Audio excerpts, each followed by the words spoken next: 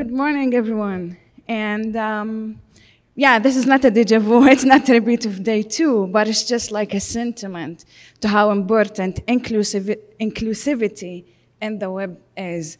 And I'm gonna just tackle this from a different angle, which is accessibility. And as we all know, like, accessibility is not something new. We've been doing this for a while now. However, if we just have a quick look back over the past 2 years when the pandemic hit, it just uncovered how much unprepared we are still to situations, no matter how advanced we are. And I come from Jordan, so we were among, dare I say, the first countries in the world to enter lockdown. I think second week into the pandemic, just like the entire country shut down. We were only allowed out 2 hours a day just to run errands. And one of the challenges that we faced as a company was paying our employees' paycheck. Because we have an advanced banking system. I do everything over my phone, so I don't have to worry much about these things. However, if you want to pay your employee's salary, you have to provide a paperwork as well to the bank for them to process their payroll. And it's just like, we're not allowed out. And the lines on these banks has been way too long that we actually struggled for weeks to have a turn to submit our paperwork. So imagine this is just, dare I say, like for the average person. So think about those with disability. So let's see if the clicker is going to work. I'm using it correctly, just going back and forth, back and forth. Is it? Yeah, okay. So my name is Ishraq, and I've been working in the tech industry for more than 15 years now. We at AppleStack, most of our work focuses on creating digital customer experiences. And the main work that we do is we help different businesses and brands identify their audiences. So we help you uncover who's your audience are, whether it's your products, whether it's your website, whether it's the service that you provide. We help you define personas so you understand who are these visitors are, or those who interact with your system are. We help you understand their intent and build customer journey across the different channels of interaction. Another thing that we also work is usability. And to think about usability, let me take this as an example. We're currently in the UAE, right? It's an Arabic-speaking country. And if you visit one of these big brands, visit their website, the first thing that comes is like a pop-up or like a model that says, you landed on the international website version, right? Do you want to switch to the localized, market-targeted version of that website? And it could come as this pop-up. It could be automatically, they've detected your IP and they did that switch automatically to show you the localized UAE market. Or it could be just like nothing, it just happened. You have that language switch at the top of the site and you have the option to go and switch. Now, this is for me, could be just a couple of clicks to close that pop-up or to do the switch. Now imagine someone who relies on a keyboard to do that. They can't use a mouse, they can't use whatever devices, and they rely on tab, tab, tab, tab to navigate to that pop-up to close it, tab, tab, tab, tab, to traverse your entire navigation menu to go into that language switcher and change the language. Now, how convenient, how usable it is for them if they just landed into that website. The entire experience has been changed. It has been localized to that audience. So taking those who need a special need into account, and then they have the option to click, click, click, and switch it to the international if that's their intention. And this is just like a small example of usability and its relation to accessibility. All right, so I had to talk about moving forward to the future and metaverse, and we've already touched that and talked about this over the past 2 days. And if you look, and the reason why I've chosen actually this picture, if you have a look at it and just continue looking at it for a while, for me, I claim to have like a good vision. When I look into this, I have no issues, but over time, like my head starts to play games with me, just looking into all of these colors, all of these lights. And if you enter the metaverse, the expectation is we're gonna help you go into a new experience, a new world that you never imagined before, right? It's something, if you look at metaverse pictures or NFTs, it's all vibrant, right? It gives you that illusion that we're entering something different, something new. Now, for someone with disability, if we ask that question, someone who has issues with their vision, can we switch this entire world to be in black and white? Because they can't, they would perceive this after a while or from the get-go as a noise. For some, going into that metaverse is an experience, is an entertainment. For some, that's just a pure noise and they can't deal with it. If some of you watched the movie, I think it was last year when it was dropped, the Fungi, I think, yeah? And the amount of empathy and passion we had for that character. It's a non-playing character who just realized that, oh my God, I am not trivial. I'm trivial in this game. No one works with me. No one uses me to play. And then with that realization, it just came to life, started to make decisions. And then, oh my God, they're planning to kill my friends as well. And he just go up and beyond to help his friends. So imagine how the movie creator managed to create that amount of empathy to a fictional character that lives in the metaverse that could, come to life or not. And we still do not give the same amount of the user, of those with disability. We don't even think about them unless we've been told, have you catered for that? Now, there's some studies by WebIM, and they are just like a leader in talking about accessibility, that 98% of the world's top 1 million websites do not offer full accessibility. So what does that mean? It means only 2% of these brands realize the competitive advantage that they have on the rest world by merely just showing some sort of accessibility. And when we talk about don't provide full accessibility, and my apologies because most of my experience is in the web, I'm focusing more on web terminology, but you can apply this to the rest of the tech industry. So some of that just go to the extent of having a page called accessibility, and in there they say we've realized that we need more work to be done on our website to be compliant with accessibility. If you have any questions, if you have any concerns, if you have any feedback, this is a phone number, this is an email, you can reach out to us and speak about accessibility. And that's about it. And that's good, that's not bad. It's just showing that, yeah, we know there's a need for that, we're addressing it, but we just need time. But that's where the entire effort into accessibility is being put, unfortunately. Now, in order to just put this all into perspective, I think I'm gonna just for the sake of this discussion, start with understanding the concept of accessibility, who have these accessibility needs. And a common example that comes to mind, because everyone, and every time you talk about accessibility, we think about people with wheelchair, right? So imagine that if you look at the pavement, at the end of each one, there's a little curb, right? That's designed to help those with wheelchair to get into the pavement and just go into their way. And if you expand that question and say, who else uses it, right? We see parents with strollers, right? We see travelers with their suitcases. We actually see bikers who do not have a designated lane in the street to go in there, they use it to access. So if we just broaden our understanding of what accessibility means, it actually, each one of us has been in a situation where they experienced these needs and they needed some sort of help.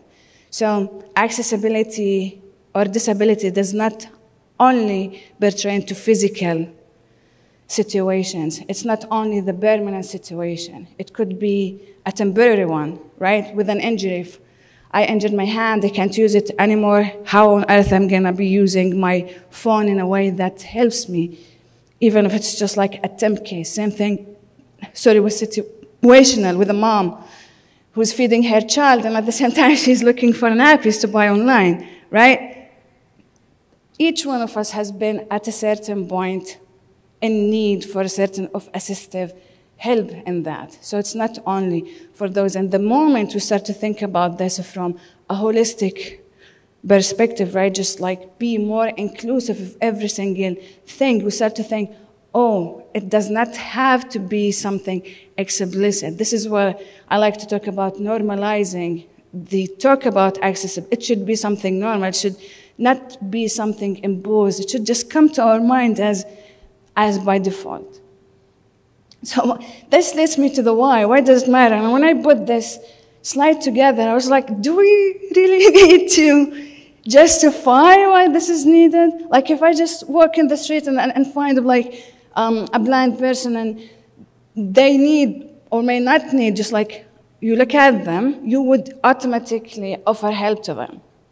So not just because we see that kind of need, we just rush for a help. It's moral obligation. It's in certain scenarios, and it's funny, it's actually legal, right? It's the law. There is similar, I like to connect this a little bit. It has nothing to do with, but at least the approach of it, like with the privacy, right? The need for me to protect my data, to get consent for them to be shared with everyone else, it has always been there. It has always been there in the Declaration of Human Rights. But until it was formulated as a law within the GDPR, within the European, and then the California Act and all of these kinds of stuff, that's when people started to find themselves like obliged, right, to be compliant with that, because now we have a consequence to it. And I've worked on lots of projects that we spent a huge amount of our budget. We just spend down that budget and resource, just go back to everything that we have implemented, revise our cookie policies, revise the way we are storing these data, just to be, if someone or any of these entities just come and check your compliance with the GDPR law, you're actually compliant. Now, have we learned our lesson when it comes to accessibility? And we're actually, I don't think, maybe it's up to an extent, I hope, in my ways to say that this is not something, and you've been doing this for a while, but it's not something that we actively include that within our work. And there's actually the Article 9 of the Convention of Rights oblige the countries that sign for it to be compliant. So there's a ranking to it, and each continent, they have a ranking of countries that showcase how much dedicated they have done work for accessibility. Just go back to the metaverse kind of world, right? It just, if you think about it again, it just starts like a fantasy. It could be something nice. It could be dystopian. I don't know. It's about how you view this kind of stuff. But again, it raises the question, like for this one, someone with amputation, when they create their avatar, when they interact with metaverse, they could find that they have a full leg and they can walk freely, and they could have that kind of a sensation. Now, for me, when I've had a look into this, it was a little bit controversial, because I like to say, like, I don't see this as something people should feel it's different. It's just a normal person, should not be treated differently. For me, that's a leg, whether it's a prosthetic or an actual leg. But there's another thing we should not only think on their behalf, listen to them. Maybe they would feel hugely different, right? It could make them feel certain way if they imagine or they see themselves doing this life and metaverse, just having their full leg or whatever, right? So it is really important that we do not only think on their behalf, we include them in that. Because most of the time when we talk about accessibility and when we talk about what we need to do for that, we always think about the end customer. We think about the end user, how they are going to interact with our businesses or with our brands. But we always forget that they could be the developers who work with it. They could be the marketers who are creating these strategies, right? They could be the active one who's building that. Have we prepared the technology that we are developing, that we are building, to make them an active stakeholder, not just a passive stakeholder, right? And I think I'm gonna geek a little bit in here, and I have to talk about that. Again, it might be from our perspective, but it's just the same when it comes when you're building your product or you're building your app or whatever. So it goes into every single step of your business, from strategy. When you envision, when you start to think about your product, that's where it starts. It does not have to be something that's retrofit into your business. It does not have to be something that we think about as something imposed. It's from the get-go.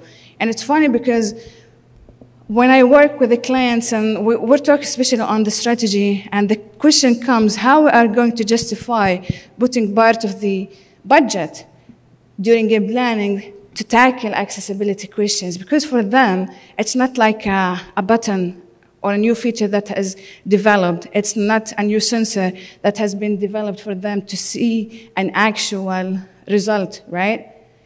It's where you can help them realize that by investing now, you're going to see the results later on in more traction to your website or to your brand. For example, I've worked with the tourism website for one of the governments, and one day we were looking at their analytics, and we find on one of the channels, because like channels you would expect people coming from a desktop, from a mobile, and then it was a screen reader. And it's like, oh my God, how come we did not even think to test against that? We know that we need to be compliant, but over time, like the rush of a deadline, we need to go live and we need to do all of this kind of stuff. We neglected a huge thing, especially when we're a tourism website. We need to be available for everyone at every single time. And that just like, okay, now we know that there's a new channel that we need to look at. So all of our customer journey, all the personalization work that we're doing, all of our marketing activities and planning also cater for that. When it comes to design, same thing. Another example that comes to mind, people who are colorblind, right? We keep saying just be shy from using colors to convey message solely. For example, green and red. We look at that automatically. Go stop. You're fine. There's danger. But what we can see now is everyone's also using signs with that, right? You have your tech. You have an X as an assistive mechanism. And that's how things need to go. You do not rely on imagery only to convey a message. If there's a need, if that color enough is not enough for you to do that, go the extra mile. When you create your manuals, right? When you're selling a product with a manufacturer and you have your manual, your catalog, and you're putting these, step 1, step 2, step 3, take into account that the user who's interacting with it could not be a human, could be a screen reader, and they won't be able to read that image because that image is not, it's just an image. It has to have, by design, and this is, as we say, privacy by design, we talk accessibility by design, and finally implementation.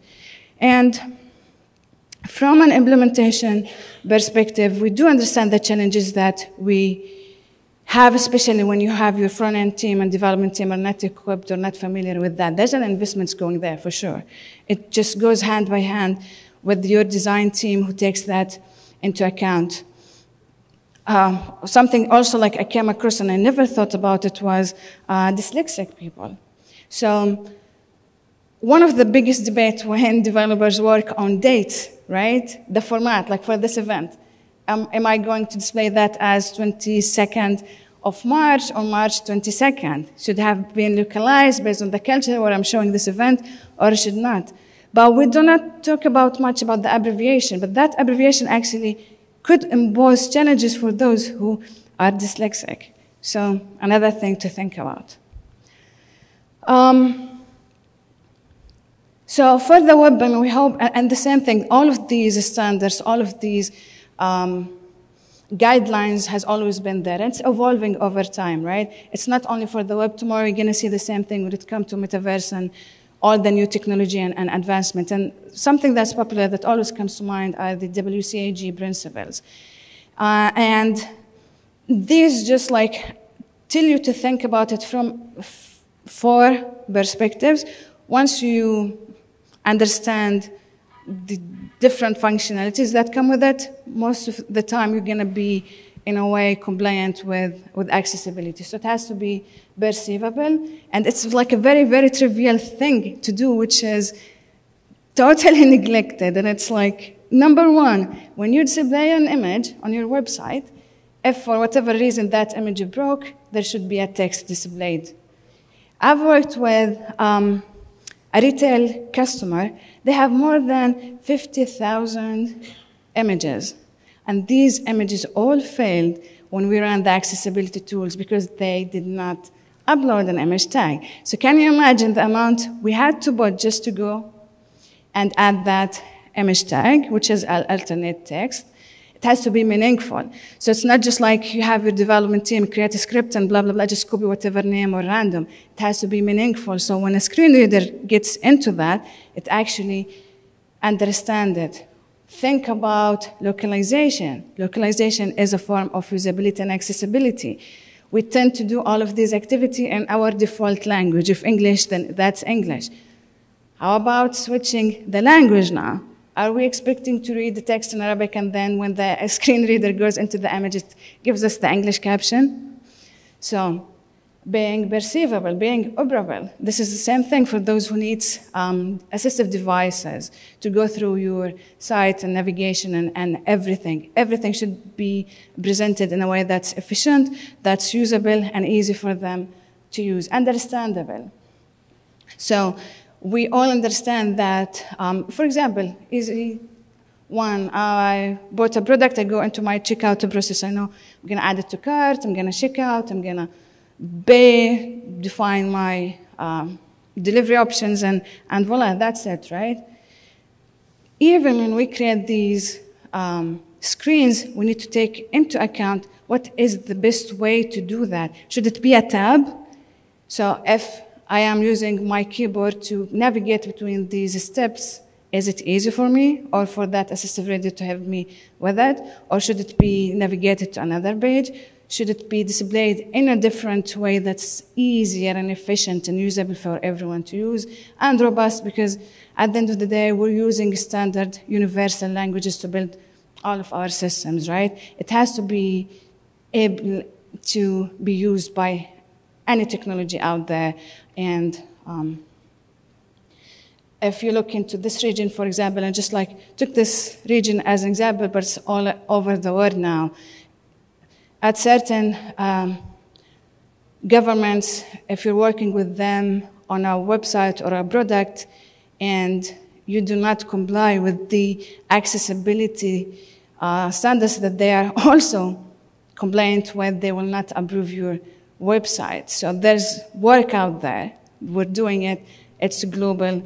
You need to just understand and differentiate that each region, each culture, and each environment has their own unique needs and unique laws that you need to abide with. It's nice that we read about everything, but always keep in mind that certain industries, certain verticals will impose something more or could be lenient, but always something to look at. And finally, there has to be an homage for AI and how AI can help us with our accessibility work, right? And I think, was it day 1 or 2, can't remember when we were talking about AI, we've also raised this question about definitions and terminologies, right? Can we precisely say what an AI is? Are we still at that point where we keep confusing machine learning with with AI? Is what we're building to help us with our product actually machine learning, or it's an AI? But does it matter? Does it have to be this or the other for me to be accessible? It has, the thought behind accessibility should be behind every single, I don't know, cycle. If you work with you are at the initial phase of data sets creation, if it's data mining, if it's the processing of the algorithm, if it's the actual, all the tools, all the processes that we are used to help us with the AI has to have accessibility in mind. And again, it should and always gonna raise the question of ethics. Same thing with autonomous car. If the car is going to hit a pedestrian, that pedestrian could be on a wheelchair, could be a woman, could be an elderly. It's the most common dilemma, right? The philosophical question about the trolley. It always comes to mind. Who's to blame? Is it the machine? Is it the manufacturer? Is it the developer? Is it the data sets, right? Because something we always need to keep in mind is that we need to have our house already unset before we think the product that we're creating is actually gonna be correct, right? If the algorithm, the tools that we are creating, is a reflection of us as a society. We, as a society, we input that data, so we can't expect that the machine will behave anything different than the society unless it has explicitly been designed to be different. Because if all the data, for example, in HR and recruitment and hiring has been consciously or unconsciously biased against people with disability, that's automatically being fed into the algorithm. The algorithm already has been trained to skip and not give an equal opportunity for those. So we can't expect the algorithm to be better than us unless we explicitly design it to be that. And just like final thought, I know the question about equality, diversity, and inclusion should always be up and front in all of our discussions. We are living in a world where we're envisioning a complete new universe that we do not know if it's gonna stay or not, but on the premise that it's gonna last, let's make sure that we are creating a responsible tools, we're creating responsible devices, we're creating responsible universes that's gonna help us be better, hopefully, in the future. And that's a wrap for me. Thank you so much.